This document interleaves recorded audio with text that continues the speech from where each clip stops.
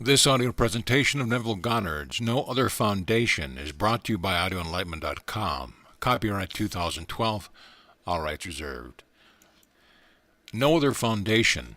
In Paul's first letter to the Corinthians, he said, "No other foundation can anyone lay than that which is laid, which is Jesus Christ." And in his second letter he asked, "Do you not realize that Jesus Christ is in you? Now I ask you, who is this Jesus Christ who is in you? He is your own wonderful human imagination, the foundation stone of your world. Your dreams create your world, and the dreamer dreaming those dreams is your human imagination Scripture calls Jesus Christ. You may think of Jesus as someone other than yourself, someone separate and apart from you, but I tell you, Jesus Christ is in you as your wonderful human imagination. He is the dreamer, the foundation of your day as well as your night dreams. You may not be able to write a letter, paint a picture, or carry a tune, but you can dream because Jesus Christ is in you. Now let me take you into the greatest story ever told man. It is a story of the Lord Jehovah, the being you really are. The Bible is your autobiography. You dictated it, recorded it, then came into the world to fulfill it, and you will. People are forever looking for the coming of Christ, but he cannot come from without, for Jesus Christ is already within. He comes when the dreamer in you awakens, and the dream comes to its end. As the dreamer awakens, you awaken by a series of events which were predetermined before the world was. Let man speculate as to the age of the earth, the moon, and all things around about him. That's perfectly all right. It's part of the dream too. But when your individual dream comes to its end, you, its dreamer, will find yourself awakening within your skull, the skull where Jesus was buried. You will come out of that skull fulfilling Peter's words. You are born again through the resurrection of Jesus Christ from the dead. Now, no one here thinks he is dead. We think those who depart this scene are dead, while we are very much alive. But I tell you, those who appear to be dead are no more dead than an actor who leaves the stage. Rather, they are restored to life in a world just like this, to continue their dream just as you and I continue it here. They have a body just like the one they left behind, only young, about 20, where they can continue their dream until the dreamer in them awakes by a series of events which takes place in them. The series begins with a peculiar awakening within yourself to discover you are in your skull, the skull where you were entombed. Then you come out of that sepulchre to find the symbolism described in the Scripture surrounding you. You do not bring forth a child. The child you find merely symbolizes your birth. For you are born not of blood, nor of the will of the flesh, nor of the will of man, but of God, to discover that you are the dreamer who, having foretold exactly what would happen in symbolism, awoke from the dream of life. Those who are not awake will continue to fight shadows in this world, for everything here in imagination made visible, Shelley once said. He was awakened from the dream of life. 'Tis we who, lost in stormy visions, fight with phantoms and unprofitable strife. Those who are fighting against the establishment do not realize that they are fighting against the objectified images of their own mind. But the day will come when he who is dreaming this world into being will awaken within himself to know he is the foundation, the one the Bible calls Jesus. The word Jesus in Joshua means Jehovah, the Lord salvation. A man is saved from his dream by returning to the state he occupied before the dream began. When Jesus told those who were listening to him that he came down from heaven, they could not understand his words, for they knew his physical father and mother, his physical brothers and sisters. Seeing only the outer man, they thought he had a demon and was mad. Man is looking for a Savior to change the establishment, the society, and the outside world, when it is but a reflection of a dream whose reality lies deep within him. A Savior will never be found in the midst of shadows. He will only be found when he has laid himself down within the individual man, awakens in a wonderful series of events. Everything said of Jesus Christ in Scripture is said of you, for you are the dreamer, and the world is your dream pushed out. Fight with it if you will, do as you like, but you will not awaken until the dream is finished. Then you will awaken to discover that you are its dreamer and creator. There is nothing but your wonderful human imagination. There is no other God. There is no other Jesus Christ. There is no other Lord. Your human imagination is the God of Scripture. This I know from experience. The series of events will take place at your awakening begins with your resurrection. You will not resurrect from any cemetery, for every cemetery is conceived by a dreaming man who desires to make money. There is no holy ground outside of where you stand, for the holy sepulchre is your human skull. That is where God is buried, and one day, when your dream is complete, you will awaken, not to find yourself in a world you like or dislike, but within your skull, which is completely sealed like an egg, whose seal must be broken from within. This you will do, and coming out of that skull, you will know yourself to be the same being you were when you retired the night before. There will be no change of identity, but the symbolism of Scripture will be there. You will find the infant wrapped in swaddling clothes, whose birth will be witnessed by 3 others. 2, taking the child literally, will deny that you could bring it forth, but 1 witness will find the evidence and present it to you, the being who awakened from the dream of life. You will take that infant in your arms, and as you speak to it endearingly, the vision will dissolve. You will go from there into another section of Scripture, for you are the Spirit of Jehovah, who inspired the prophets to write the Old Testament. And you are the Spirit of Jehovah called Jesus, who controlled the lives of those who wrote the story in the New. Following your spiritual birth, you will fulfill the word you inspired the psalmist to say in the 2nd Psalm as, I will tell of the decree of the Lord. He said to me, Thou art my son. Today I have begotten thee. Having come into the world to fulfill your own predictions, you must find David, and he must cry unto you, Thou art my Father, my God and the rock of my salvation. This second grand event comes when suddenly the David of biblical fame stands before you. At the moment there will be no uncertainty as to who he is and who you are. You will know the relationship of father and son, and he will know it too. David is a result of all of your experiences of humanity. He is the same David as is described in the 16th chapter of the book of 1 Samuel. If you date David chronologically, you would discover that he lived 3,000 years ago.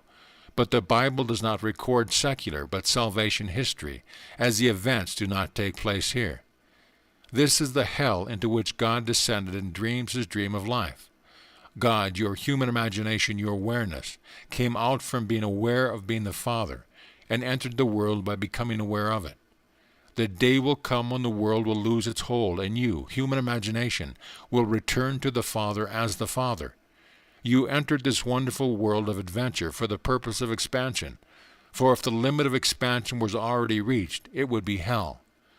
Just imagine if you could never go beyond what you are. That would truly be hell, would it not? Omnipotence has no part of Scripture. God must ever be expanding his wisdom and his power. Having limited yourself to the contraction and opacity called man, you will break the shell and know an expansion far beyond what you are, prior to your descent from your exalted state into this limited one. Yes, Christ will come, but not as the world expects. For when Christ comes, no one will know where he came from. They will see a man such as a speaker. The records will show that he was born in the year 1905 in a little island called Barbados. Yet I tell you, I am not of this world, for I came down from heaven and have only just remembered it. Believing I was Neville Goddard, a member of a certain family and race, I have been suffering from amnesia. My memory has returned now, and now that I came out from my own being, who is God the Father, for a purpose, to wear a garment called a brother, a son, and a friend. The garment I wear has many names to many people. I wear this garment, but I am not it. I came out from myself and came into the world. Having accomplished the purpose for which I came, I am now leaving the world and returning to myself. There are those who would question my sanity, and I believe I am the devil, that I am mad because I do not believe in an external God, but rather I believe that I am God. And they challenge me relative to what I can do in the world, saying, If you are God, turn this stone into bread, or fall off a cliff and let us see if he will give you support. But I say to this doubting Thomas, Get behind me. I have told you what I have experienced. Believe me, for in time you will duplicate it. One day you too will know that you are God the Father. For you are he who inspired the psalmist to say, I will tell the decree of the Lord. You are the Lord who inspired him to write the words, Thou art my son, today I have begotten thee. You have come here to fulfill your word, but before this dream can come to its end, you must play every part you created in the beginning, be it the part of the rebel or the conservative, the murdered or the murderer, the rich or the poor. Having played it all, you will forgive all, because it takes every experience of humanity to beget your son David and say, "Thou art my son, today I have begotten thee." A few months later, another promised event will occur. It is said that, as Moses lifted up the serpent in the wilderness, so must the Son of Man be lifted up. The Son of Man is Christ, your dreaming being. When this event is fulfilled, you will find yourself split in two from the top of your skull to the base of your spine, with parts separating about 6 inches. At the base of your spine you will find a golden liquid light which is pulsing and living. As you look at it, you recognize yourself and consciously fuse with it. Then, like a fiery serpent, you move up that spinal cord to enter your skull as it reverberates like thunder. Try as you will, you cannot get out, for your skull contains a dream of which you are its life. The final act will come as that skull becomes translucent, so translucent that there is no circumference. Looking up, you will see a dove floating above 20 feet above you, its eyes lovingly fixed upon you. In my own case, I raised my left hand, and as I extended my index finger, the dove descended and lit upon it. Then I brought it close, and the dove smothered my face and neck with affection, as a woman at my side said, "They avoid humanity because man gives off such an offensive odor. But because of his love for you, he penetrated this ring of offense." At that moment I fulfilled Scripture. He upon whom you see the Spirit descend in bodily form as a dove and remain, that is he. But I am not alone. I am only a sample. I am telling you what has happened to me and what will happen to you. Let the world continue on its way. Let the riots occur, the wars and rumors of war, for they will go on forever. There is nothing new under the sun. Evolution appears only in the affairs of man, but not in the creation of God. His creation occurred as one grand explosion, an organism which released only one place to cradle his biological experiment. That place is Earth. Blake knew this. That is why he said, "We are put on Earth a little space to learn to bear the beams of love." This is why we are doing even though we don't see any evidence of it. Instead, we see only hate and violence of man against man as individuals, set themselves up as authorities to follow, not knowing that time moves on and one day he, too, will be as old as a speaker. Then one will trust him any more than they now trust anyone over 30. This goes on forever, for there is nothing new under the sun. But I am telling you what I know from experience, and what is known from experience is known more thoroughly than any other way in the world. You may know something from hearsay, you may read it in a book, see it in a play, or hear it from the speaker, but you cannot know it in the true sense of the word until you have experienced it. When the dreamer in you begins to awake, then you realize that the world is a dream, and you can prove it to yourself. In this waking world is as much of a dream as your sleeping world. You should be able to control it. In the dream of last night, you might have been frightened and believed for a moment that the event was real, outside of yourself and beyond your control. Only when you awoke did you discover that it was a dream. Had you known at the time that it was a dream, you could have controlled it and made the event conform to your desire. Now awake in this world, you think it is real and outside of yourself. But I tell you, this world is a dream too. It is every bit as much a dream as a dream of the night. Only it is more difficult to control because it appears so real and independent of your perception. But it can be controlled by a simple act of assumption. Let us assume that this is a dream and everything is perfect. You are happy and content, and all is right in your world. Then persuade yourself of the reality of your assumption. Don't do anything to make it so. Just trust the dreamer in you to bring it to pass. For the power who assumes your desire is the Lord Jesus Christ, and all things are possible to him. Your assumption, though false in the sense that it is denied by your sense and reason, if persisted in, will harden into fact, in such a normal, natural way that you think it would have happened anyway. That is a dream. When imagination fulfills itself so naturally, it is easy to question that your assumption had anything to do with it. But I tell you, it could not have happened without your assumption, for your awareness is the one and only cause of the phenomenon of your life. Use your imagination consciously, and after a while you will stop fighting shadows. The conflict within you will cease, and the world will be at peace. Let those who are still asleep dream their violence in the world. It's perfectly all right. For in its midst you will walk knowing you are protected, for you are awake. This is your dream too, and no dreamer can be destroyed by his dream. You can stop dreaming violence and start dreaming peace while you are here, and share your awareness with those who will listen. But not everyone will. Instead, they will call you mad and think you are the devil, just as they did on one Jesus in Scripture. This man is mad, for he claims he came down from heaven, yet we know his father Joseph and his mother Mary. He claims that he existed before our father Abraham. How could one living in this century say that David, one who preceded him by 2,000 years, be his son? He doesn't believe in reincarnation but in two births, a physical one that never comes to an end until the second birth takes place, and only one death which took place at the beginning of time, when he became embodied in a body of flesh and blood and became its slave. He claims he was reborn through the act of awakening from the dream he imposed upon himself in order to expand his power and his wisdom beyond what is when he made the decision to make man in his image. Right now you are living in a fabulous world you created, filled with those who agreed to dream with you in concert.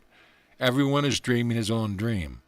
One dreams he wants to change the world. They call him Hitler or Stalin, and millions of people appear to be killed. But they do not die. Rather, they simply depart this section of time and move into another, not even knowing they departed. Others will come and dream their desire of change and create a world in their own image. Yet I tell you, the whole thing was done before the world began. You are seeing simply the unfoldment of a purposed end, which is God we agreed upon before we began the adventure. There is no other foundation. Our scientists will continue to find new hypotheses to experiment with, relative to life and its cause. That's all right, for they are dreaming too.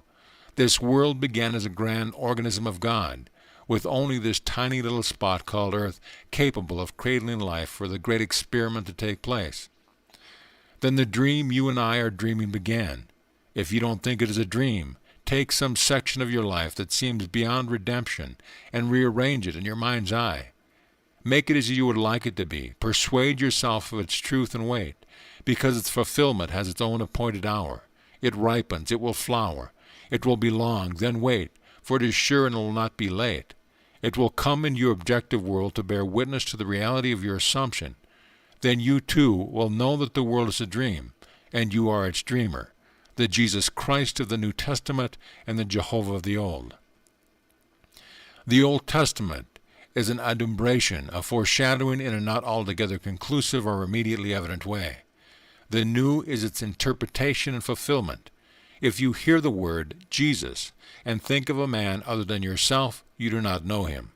The priests, rabbis, and ministers are looking for his coming, but they will look in vain. Jesus has already come, or they couldn't breathe. He is in their life, but they do not know it.